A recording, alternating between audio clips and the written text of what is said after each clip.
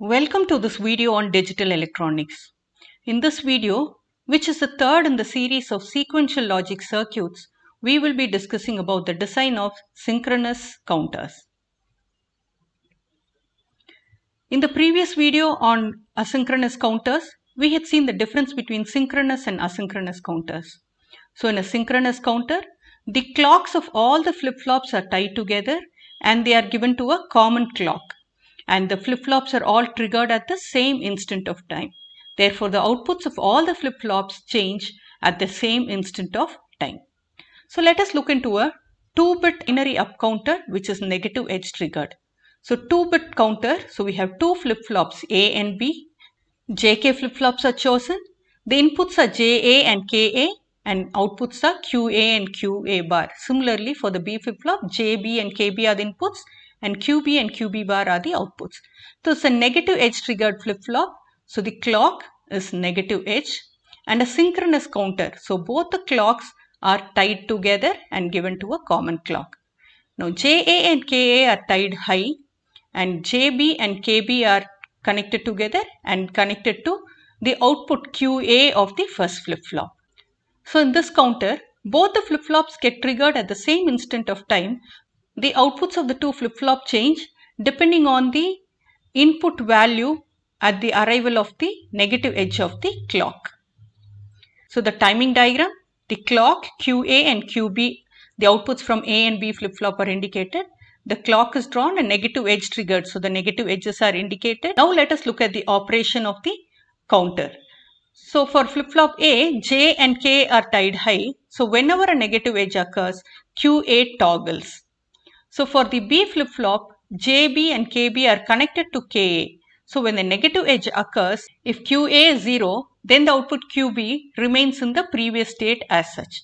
But if QA is 1, then JB and KB happen to be 1 and a negative edge occurs, then QB output toggles. So assuming the initial state is 0, 0. So the output of both the flip-flops are 0, 0. So when the first negative edge appears, QA will toggle. And since to QB, 0 is the input when the clock appears. So when this clock appears, the input to JB and KB are 0. So the output remains in the same state. So the first clock, QA toggles and QB remains in the same state. Now when the next clock appears, QA will again toggle.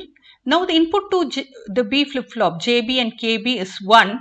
So the B flip-flop output also toggles, QB also toggles.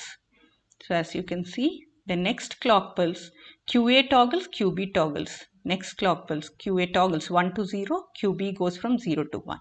So the next clock pulse, QA toggles and QB remains in the same state 1, 1. And this cycle repeats. So the count is 0, 0, 0, 1, 1, 0, 1, 1. So since the input is given to the A flip-flop, A is LSB and B is the MSB. So QB, QA, the counts are 0, 0, 0, 1, 1, 0 and 1, 1. So this is a mod 4 counter which counts from 0 to 3.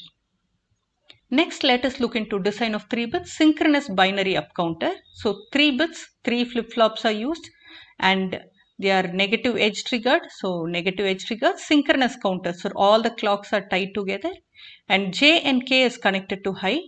The output of first flip-flop QA is given to JB-KB and observe for the second flip-flop JC and KC, the inputs are tied together and the input that is given is QA and QB. Let us look at the truth table. So 3-bit counter starts count from 0, 0, 0 and goes on up to 1, 1, 1. So as you can see, QA, the A flip-flop is the LSB. So A is LSB. So toggles for every clock pulse that appears. And QB toggles whenever the input to the B flip-flop, that is JB and KB is 1. That is QA is 1. So QA is connected to JB and KB. So whenever QA is 1, QB toggles. So over here, toggles here and here. And observe QC toggles when QA and QB are both 1s. So toggles when QA and QB both are 1. Therefore QA and QB are ANDed and given as input to the C flip-flop. And we get a binary up counter, 3-bit binary up counter. Now to design a 3-bit binary up-down counter, which is negative edge triggered. So the flip-flops are drawn. So when Q is given as the input to the next flip-flop, the counter functions as an up counter. When Q bar is given, it functions as a down counter. So we have a control line, M is equal to 1 or 0. When M is 1, it is an up counter. So M is 1, the input to the AND gate is 1. So QA, output is QA. And here it is 1 inverted 0. QA bar 0, output is 0. So 0 OR with QA, we get QA. So QA is the input to the B flip-flop. And from B flip-flop, A and B are ANDed and given. And here the output here, A bar and QA bar and QB bar are ANDed and given. And for the fourth flip-flop, it is QA and QB and QC given to the flip-flop. So when the logic line M is 1, this counter functions as an up counter. And when it is 0, it functions as a down counter. So since 4 flip-flops are used, we have mod 2 power 4, that is mod 16 up-down counter. So mod 16 up counter will count from 0000 to 1111, from decimal 0 to decimal 15, and a down counter will count from 1111 to 0000, that is from decimal 15 to decimal 0. And this is a 2-bit synchronous binary counter which is positive edge triggered. So the difference is the clock is positive edge triggered over here. And the timing diagram, the output changes for the positive edges. So when Q output is connected to the input of the next flip-flop, then it functions as an up counter. So far we have seen modulus counter, which goes through a sequence of count which is incremented by one value. But using synchronous counters, we can design counters which can count any sequence of numbers. So let us look into the design of synchronous counter.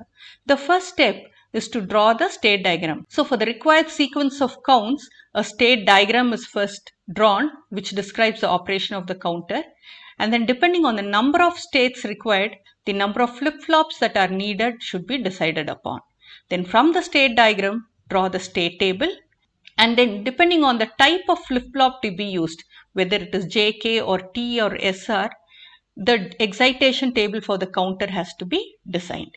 And then for each of the inputs to the flip-flops, a K-map is drawn and logic expressions for the inputs are determined. And using these logic expressions and the flip-flops, logic diagrams can be drawn. Let us take an example of it. Let us design a mod 3 synchronous counter using JK flip-flops. So it is mod 3 counter. First let us determine the number of flip-flops required. So n is the number of states. Here it is 3. Then the number of flip-flops is 2 power n. It should satisfy the condition 2 power n is greater than or equal to n. So here it is 3. 2 power 1 is 2. That does not satisfy. 2 power 2, 4 is greater than or equal to 3. So n number of flip-flops required for a mod 3 counter with 3 states is 2 flip-flops. Now draw the state diagram. So mod 3 counter, 3 states S0, S1, S2, and the counts are 0, 1 and 2. 0, 0, 0, 1 and 1, 0. So the state diagram is drawn here for reference. Next, the state table, the present state and the next state. So 2 flip-flops are required. So QA and QB the present state, and the next state QB plus 1 and QA plus 1. So if present state is 0, 0, the next state is 0, 1. So 0, 0, when the clock appears, the next state is 0, 1. From 0, 1 present state, the next state is 1, 0. 0, 1 to 1, 0. And 1, 0 to 0, 0. 1, 0 to 0, 0. State 1, 1 is not represented. So the next state can be indicated as don't care. Since JK flip-flops are being used for the counter design, draw the excitation table of JK flip-flops and then get the excitation table for the counter. So if the present state is QB, next state is QB plus 1, what should be the inputs to JB and KB? So this gives the flip-flop input or the excitation input. So QB is 0, next state is 0, then J and K values are 0 and don't care. 0, don't care. If QB is 0, next state is QB plus 1 is 1. Then what are the values of JB and KB? Get it from the excitation table. 0 and 1, it is 1 and don't care. 1 and don't care. Similarly, fill up the entire excitation table. Now from this table, we should get the logic expressions for JB, KB, JA and KA having QB and QA as the inputs. So let us draw K maps for the 4 inputs, and these are the logic expressions. The 4 logic expressions. Now let us draw the logic diagram. So 2 flip-flops A and B, JK flip-flops, they are connected. Synchronous counter negative edge triggered. It can be negative or positive edge triggered. Then the flip-flops, the clocks are connected together and connected to a common clock since it is a synchronous counter. Now JA is QB dash. So to JA, QB bar or QB dash is connected. And KA is 1. So KA is 1. JB is QA to JB, connect QA. And KB is 1. KB is 1. So this is the logic diagram of a 2-bit synchronous mod 3 counter. Now pause the video. Design a 3-bit binary synchronous counter using T flip-flops. So 3 bits, 3 flip-flops are required and binary counter with T flip-flops. So this is a state diagram. The count goes from 0, 0, 0 to 1, 1, 1. T flip-flops are used. So excitation table with T flip-flops is indicated. Get the K map for the same and the logic diagram can be drawn. Pause the video again. Design the counters for the 4 problems specified. Observe in the first problem, the count sequence is from 0 to 1, 1, 3, 3 to 7, 7 to 6 and 6 to 4. Draw the state diagram accordingly. There are some missing states. 2 and 5 are missing. So for those states, when the excitation table is drawn, the present state when it is 2, the next state can be taken as don't care. Similarly for 5, it can be done. The count goes up to 7. So the counter needs 3 flip-flops. So proceed with the problem and solve it. So let us look at counters with unused states. Like in the previous problem, there were unused states. And for the unused states, the next state was considered to be don't care. So here 0, 1, 2, 4, 5, 6 is the sequence of the counter. So 3 and 7 are unused states. If a counter goes into an unused state due to external interference or disturbance, so for the next clock pulse, the counter should be transferred to a valid state. So these counters designed in such a way are called self-correcting or self-starting counters. So let us look at one of the problems associated with unused states. This example where the counters decide sequence is 0 to 3, 3 to 7, 6 to 6 to 5 and then back to 0. So 1, 2 and 4 are unused states. It could so happen that the unused states, they form a lockout and the counter, if it goes to the unused state, it remains in a lockdown condition, forming a loop in the unused states itself. So this condition should be avoided. So let us see how to avoid lockout conditions. So in the previous example, when the counter goes into the unused states, the unused states can be forced to valid states. So in the design of the counter, for the previous state of the unused state, the next state can be one of the valid states. Instead of don't care, we can use one of the valid count states. So let us look into an alternate solution. It is not necessary to force all the unused states into a valid state.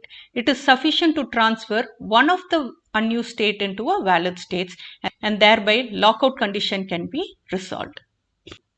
So in this video, we have looked into some of the synchronous counters, the up counters and the down counters for both positive and negative edge triggered flip-flops.